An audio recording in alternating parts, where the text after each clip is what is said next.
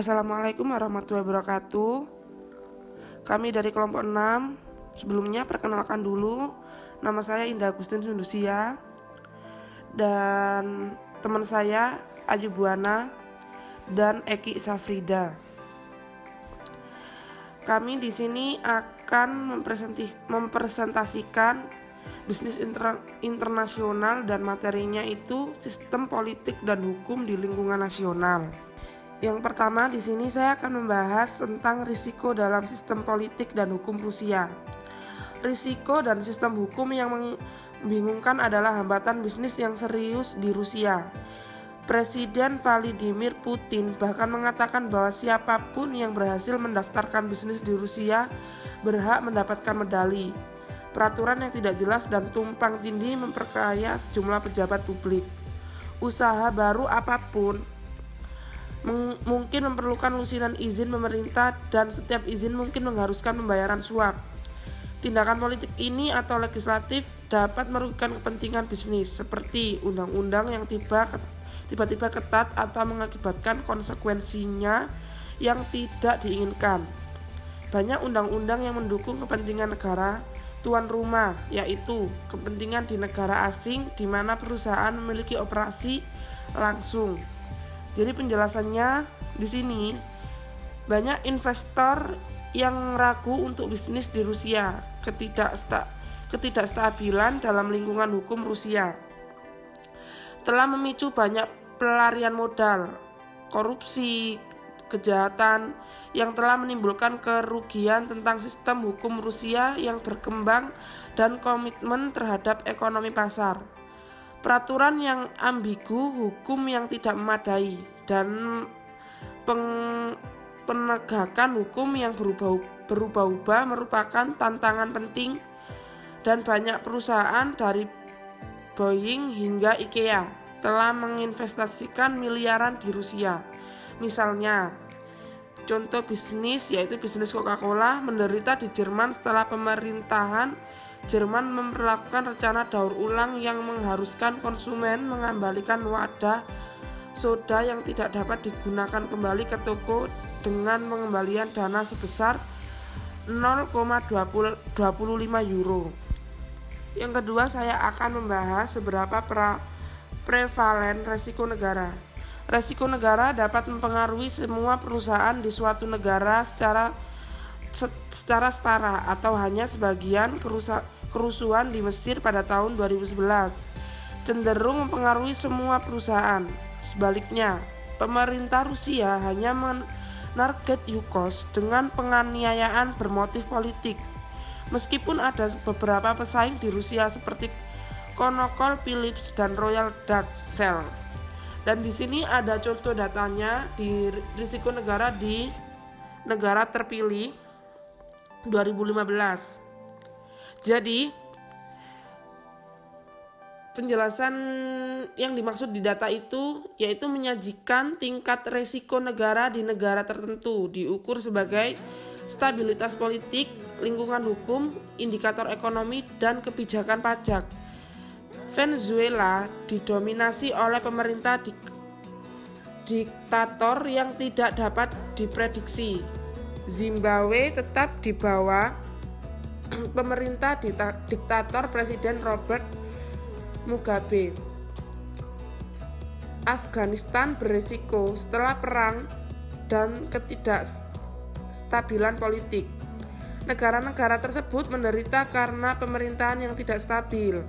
Jadi sistem hukum yang terbelakang atau penegakan hukum yang bias. Sebaliknya, negara-negara yang seperti Kanada, Jepang, dan Singapura dicirikan oleh sistem politik dan hukum yang stabil, transparan, dan mapan. Tampilan menunjukkan bahwa risiko cenderung lebih rendah di negara-negara dengan iklim hukum dan stabilitas politik yang mendukung dan lebih tinggi di negara-negara dengan ketidakstabilan politik dan investasi pemerintah yang substansial. Jadi banyak negara-negara yang paling berisiko adalah negara miskin yang akan mendapat manfaat besar dari investasi langsung dan integrasi ke dalam ekonomi dunia. untuk daftar lengkap negara yang diperingkatkan berdasarkan risiko tersebut. Selanjutnya saya akan menjelaskan mengenai lingkungan politik dan hukum dalam bisnis internasional.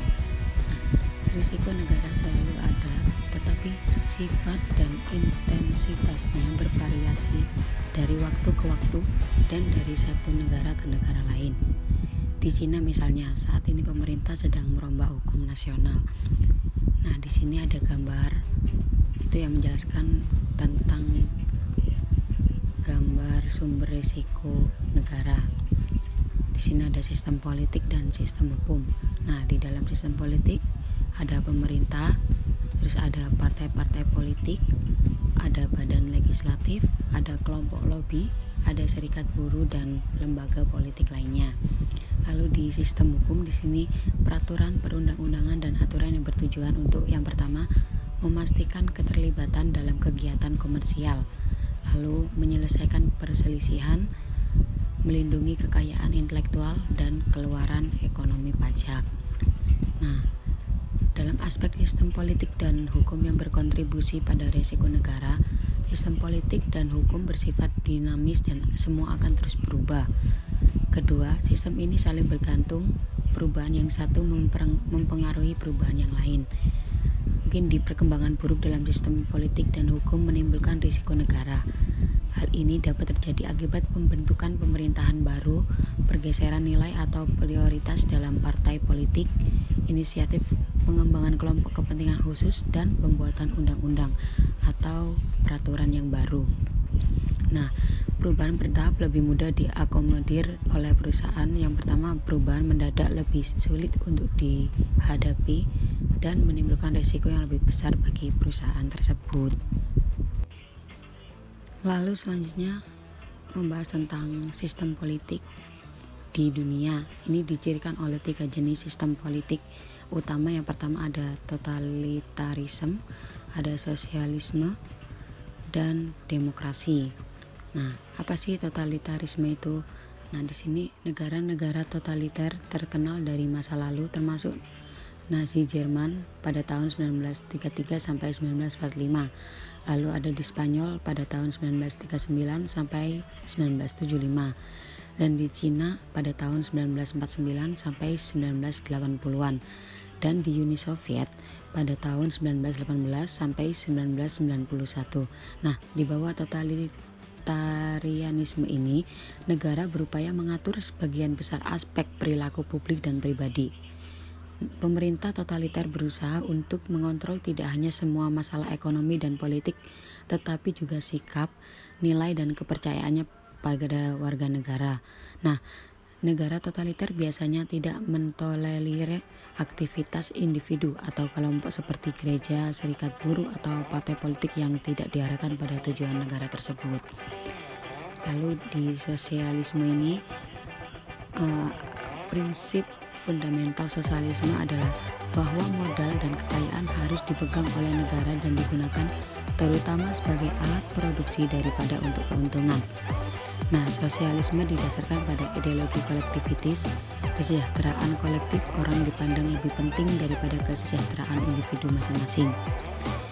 Kaum sosial berpendapat bahwa kapitalis menerima kekayaan masyarakat dalam jumlah yang tidak proporsional dibandingkan dengan pekerja. Mereka percaya bahwa dalam masyarakat kapitalis, gaji pekerja tidak mewakili nilai penuh dari kerja mereka. Mereka berpendapat pemerintah harus mengontrol alat dasar produksi, distribusi, dan aktivitas komersialnya. Lalu yang terakhir ada demokrasi. Nah, demokrasi ini ada 2 ciri utama. Yang pertama, hak milik pribadi individu dapat memiliki properti dan aset untuk meningkatkan basis aset seseorang dengan mengumpulkan kekayaan pribadinya. Properti termasuk benda berwujud seperti ada tanah, bangunan, serta benda tak berwujud seperti saham, kontrak, hak paten, dan aset intelektual. Lalu yang kedua ada pemerintah terbatas. Pemerintah menjalankan fungsi penting yang melayani semua warga negara. Ini termasuk pertahanan nasional yang dimaksud pemeliharaan hukum dan ketertiban hubungan diplomatik. dan membangun dan memelihara infrastruktur seperti jalanan, sekolah, dan pekerjaan umum lainnya. Sini hampir semua demokrasi memasukkan elemen sosialisme seperti intervensi pemerintah dalam urusan individu dan perusahaannya. Sosialisme muncul karena pelanggaran atau eksternalitas negatif yang terjadi dalam sistem demokrasi atau kapitalistik murni. Selama 2 dekade terakhir ini, Jepang telah berjuang untuk mencapai keseimbangannya tepat antara demokrasi dan sosialisme. Lalu slide selanjutnya membahas tentang kebebasan politik ditandai dengan yang pertama, pemilihan yang bebas dan adil. Lalu yang kedua, hak untuk membentuk partai politik. Lalu yang ketiga, undang-undang pemilu yang adil. Yang keempat, keberadaan parlemen atau badan legislatif lainnya. Yang kelima, kebebasan dari dominasi militer, kekuatan asing atau hierarki agama. Dan yang terakhir, penentuan nasib sendiri untuk budaya, etnis, dan gambar minoritas. Nah, di sini terlihat gambar yang menjelaskan bahwa kebebasan politik dan kebebasan ekonomi sangat erat kaitannya ketika negara-negara mengembangkan hubungan ekonomi dengan mitra dagang asing dan mengintegrasikan diri mereka dengan ekonomi global. Mereka cenderung meliberalisasi pasar mereka dan mengurangi pembatasan bisnis asingnya. Nah, ini terjadi secara terbuka pasar di India ini sejak 1990-an. Pameran tersebut juga mengungkap bagaimana negara-negara dengan standar hidup tertinggi, mungkin misalnya di negara Australia, Prancis, Jerman, Jepang, Amerika Serikat, mereka juga cenderung memiliki kebebasan politik dan ekonomi yang paling banyak.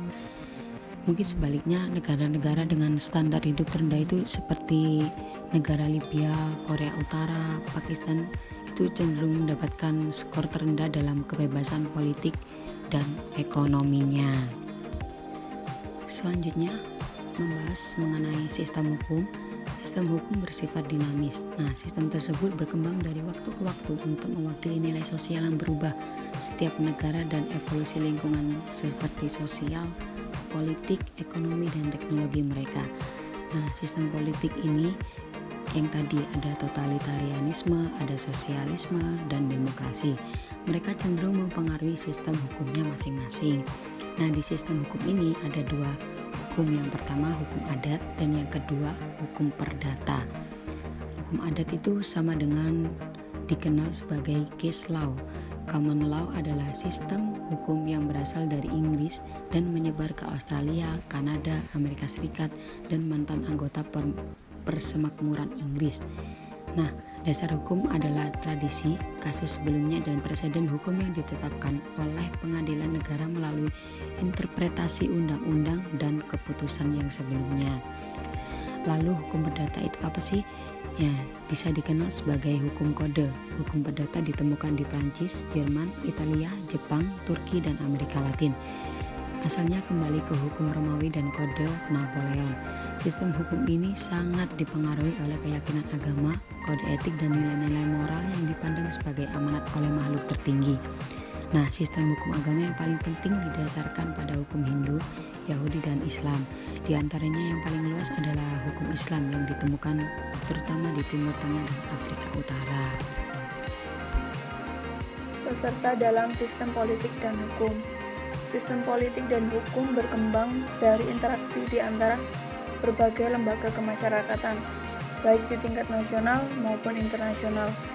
Ada beberapa jenis peserta yang aktif dalam mentransformasi sistem politik dan hukum.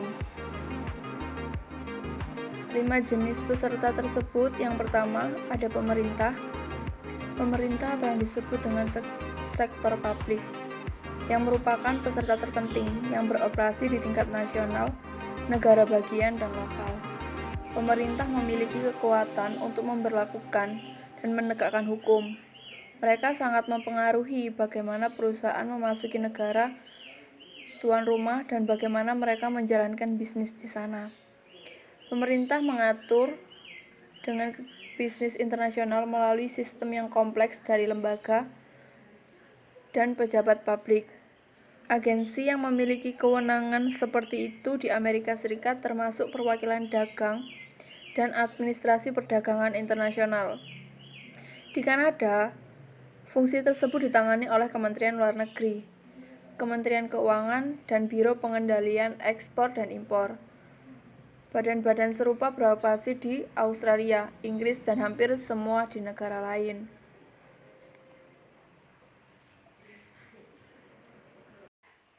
Nah, yang kedua itu ada organisasi internasional yang biasa disebut badan supranasional, seperti Organisasi Perdagangan Dunia, Perserikatan Bangsa-Bangsa, dan Bank Dunia. Organisasi perdagangan di atas sangat mempengaruhi bisnis internasional. Misalnya, United Nations Conference on Trade and Development membantu mengawasi perdagangan dan pengembangan internasional di bidang investasi, keuangan, teknologi, dan pengembangan usaha. Organisasi seperti di atas memfasilitasi perdagangan yang bebas dan adil dengan memberikan panduan administratif, kerangka kerja yang mengatur, dan terkadang memberikan dukungan keuangan. Yang ketiga, organisasi perdagangan regional. Integrasi ekonomi regional mengacu pada saling ketergantungan ekonomi yang tumbuh dan menghasilkan ketika dua atau lebih negara dalam suatu wilayah geografis membentuk aliansi yang tujuannya itu untuk mengurangi hambatan perdagangan dan investasi. Organisasi perdagangan regional seperti Uni Eropa, Perjanjian Perdagangan Bebas Amerika Utara, dan Penghimpunan Bangsa-Bangsa Asia Tenggara bertujuan untuk memajukan kepentingan ekonomi dan politik anggotanya. Uni Eropa berkembang dengan sangat baik, dengan badan eksekutif, legislatif, dan birokrasinya sendiri. Itu memberlakukan dan menegakkan hukum dan peraturan yang secara langsung mempengaruhi bisnis. Nah, yang keempat itu ada kelompok minat khusus. Kelompok kepentingan khusus beroperasi untuk memajukan tujuan komunitas tertentu. Banyak kelompok kepentingan khusus melayani kepentingan negara, industri, dan tujuan tertentu. Misalnya pada organisasi untuk kerjasama dan pembangunan ekonomi, mendukung tujuan pembangunan dan bisnis ekonomi negara maju. Kelompok kepentingan khusus terlibat dalam aktivitas politik untuk memajukan tujuan tertentu, mulai dari hak buruh hingga perlindungan lingkungan. Mereka sering mempengaruhi proses politik nasional dengan memberikan hasil dengan konsekuensi yang luas untuk bisnis. Banyak industri sasaran dan mempengaruhi perusahaan individu. Di Cina, aktivitas menekan pemerintah untuk mengurangi polusi, industrialisasi, dan peningkatan tajam menggunakan bahan bakar fosil mencemari udara, air, tanah di negara Cina. Kalau di Amerika Serikat, Greenpeace dan kelompok pencinta lingkungan lainnya menentang pembangunan pipa Keystone karena khawatir akan menghasilkan tumpahan minyak, pencemari air dan tanah, dan dapat membunuh satwa liar. Kelompok ahli lingkungan berperan penting dalam menghentikan pembangunan pipa pada tahun 2005. Nah, yang terakhir ini ada perusahaan yang bersaing. Perusahaan domestik saingan dengan kehadiran yang kuat di negara tuan rumah secara alami memiliki kepentingan untuk menentang masuknya perusahaan asing ke pasar lokal dan mungkin melobi pemerintah mereka untuk memberikan perlindungan. Misalnya nih, pesaing negara tuan rumah sering mengeluh ketika perusahaan asing menerima dukungan keuangan dari induk atau pemerintah negara tuan rumah. Ya, selanjutnya ada jenis resiko negara yang dihasilkan oleh sistem politik. Bagaimana sih sistem politik menciptakan tantangan bagi perusahaan yang terlibat dalam bisnis internasional? Nah, yang pertama ada pengambilan aset perusahaan oleh pemerintah. Pemerintah terkadang menyita aset perusahaan. Sektor industri yang sering menjadi sasaran penyitaan pemerintah adalah sumber daya alam. Misalnya pertambangan, perminyakan, utilitas, dan manufaktur. Untungnya penyitaan agresif kurang umum akhir-akhir ini karena pemerintah di banyak negara berkembang telah mengadopsi reformasi perkembangan yang bertujuan untuk menarik FDI dari luar negeri yang mendorong pertumbuhan ekonomi. Nah, yang kedua ada embargo dan sanksi. Sebagian besar negara adalah penanda tanganan perjanjian dan perjanjian internasional yang menetapkan aturan, prinsip, dan standar perilaku dalam bisnis internasional. Namun demikian, pemerintah dapat secara sepihak menggunakan sanksi dan embargo untuk menanggapi kegiatan ofensif negara asing. Sanksi adalah jenis hukuman perdagangan yang dikenakan pada satu atau lebih negara oleh satu atau lebih negara lain. Embargo adalah larangan resmi atas ekspor ke impor dari negara tertentu untuk mengisolasi dan menghukum pemerintahnya. Ini umumnya lebih serius daripada sanksi yang digunakan sebagai hukuman politik untuk beberapa kebijakan atau tindakan yang tidak disetujui. Yang berikutnya ada boikot melawan perusahaan di negara. Konsumen atau kelompok kepentingan khusus terkadang menargetkan perusahaan tertentu yang dianggap telah merugikan kepentingan lokal. Konsumen mungkin menolak untuk menggurui perusahaan yang berperilaku tidak pantas. Boikot sendiri adalah penolakan sukarela untuk terlibat dalam transaksi komersial dengan suatu negara atau perusahaan. Boikot dan protes publik mengakibatkan hilangnya penjualan dan peningkatan biaya untuk aktivitas hubungan masyarakat yang diberlakukan untuk memulihkan citra perusahaan. Yang berikutnya ada terorisme. Terorisme sendiri itu adalah ancaman atau penggunaan kekuatan atau kekerasan yang sebenarnya untuk mencapai tujuan politik melalui kekuatan, pemaksaan, atau intimidasi. Terkadang disponsori oleh pemerintah nasional. Terorisme telah meningkat di sebagian besar dunia, seperti yang ditunjukkan oleh serangan di Prancis, India, Filipina, Spanyol, Inggris, dan Amerika Serikat, serta berbagai negara di Timur Tengah. Yang terakhir ada perang pemberontakan dan kekerasan. Perang pemberontakan dan bentuk kekerasan lainnya menimbulkan masalah yang signifikan bagi operasi bisnis. Meskipun peristiwa semacam itu biasanya tidak mempengaruhi perusahaan secara langsung, dampak tidak langsung dapat menjadi bencana, konflik kekerasan antara narkoba dan layanan keamanan di sepanjang perbatasan. Jenis resiko negara yang dihasilkan oleh sistem hukum. Setelah tadi dijelaskan tentang sistem politik, resiko negara juga muncul karena kekhasan sistem hukum nasional. Yang paling relevan dengan bisnis internasional adalah hukum komersial, yang secara khusus mencakup transaksi bisnis dan hukum privat yang mengatur hubungan antara orang dan organisasi, termasuk kontrak dan kewajiban yang mungkin timbul karena perilaku kelalaian. Nah, untuk yang pertama ada hukum investasi ke depan. Hukum ini mempengaruhi jenis strategi masuk yang dipilih perusahaan serta operasi dan kinerjanya. Misalnya di Indonesia membatasi investasi asing di industri tertentu, seperti pariwisata, minuman beralkohol, dan beberapa manufaktur bahan kimia, untuk melindungi keamanan atau aset budaya negara. Investasi di beberapa industri memerlukan izin khusus dari pemerintah pusat Indonesia. Yang kedua, hukum pemasaran dan distribusi. Hukum ini menentukan praktik mana yang diizinkan dalam periklanan, promosi, dari distribusi. Misalnya di Finlandia, Prancis, dan Norwegia melarang iklan rokok di televisi. Jerman sebagian besar melarang iklan komparatif, di mana suatu produk dipromosikan sebagai yang lebih unggul dari merek pesaing. Dan juga banyak negara yang membatasi harga barang dan jasa penting, seperti makanan dan perawatan kesehatan. Batasan tersebut mempengaruhi pemasaran dan profitabilitas perusahaan. Di undang-undang juga dijelaskan tentang repatriasi pendapatan. memperoleh keuntungan di berbagai negara dan biasanya mencari cara untuk mentransfer dana itu kembali ke negara asalnya.